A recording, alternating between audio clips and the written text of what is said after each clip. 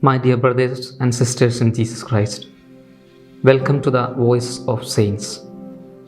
Today, October 6th, the Catholic Church celebrates the feast of Saint Bruno of Cologne, who loved and lived the life of prayer and solitude in its depth.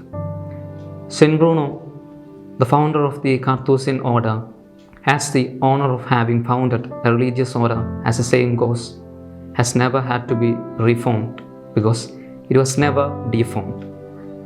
Anyway, there is no doubt that both the founder and its members would reject such a high praise, but still it is an indication of the saint's intense love of a penitential life in solitude.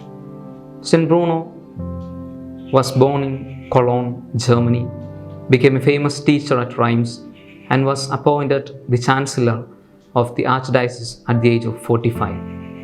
He supported Pope Gregory VII in his fight against the decadence of the clergy and also took part in the removal of his own scandalous Archbishop Manassas.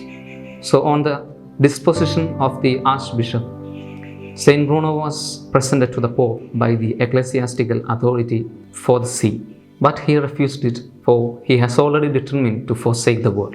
Dreaming of a life in solitude and prayer, he persuaded a few friends to join him in hermitage. After a while, he felt the place unsuitable, and through a friend, he was given some land which was to become for his foundation in the Carthus, from which comes the word Carthusians. There, the climate, desert, mountains, terrain, and the inaccessibility guaranteed him poverty and silence. There, in the first colony of hermits of Carthusian order, Bruno and his friends built an oratory with small individual cells at a distance from each other. They met only for matins and vespers and spent the rest of the time in solitude.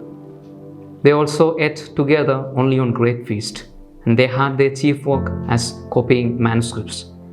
6 years later, Pope Urban II called him to Rome and offered him the archbishopric of Reggio, Italy, but he refused it and retired to Calabria, where he founded the second colony of hermits of Carthusian order and also where he spent his last days.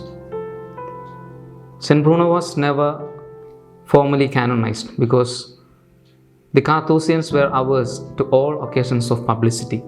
However, Pope Clement VII extended his feast to the whole church in 1674. The Gospel of St. Matthew, chapter 6, verse 6 says, "When you pray, go into your room, close the door, and pray to your Father who is unseen." The life of Saint Bruno is a complete fulfillment of these words. Let us too ask the intercession of Saint Bruno to follow his way of prayer life in solitude of mind and body.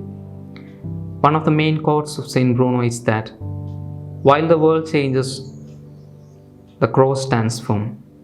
My dear brothers and sisters, the world still goes on changing, and we are subjected to meet the changes or the consequences of this change.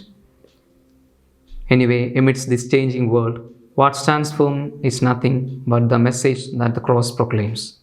So during this pandemic situation, may Saint Bruno of Cologne intercede for the whole world. Amen.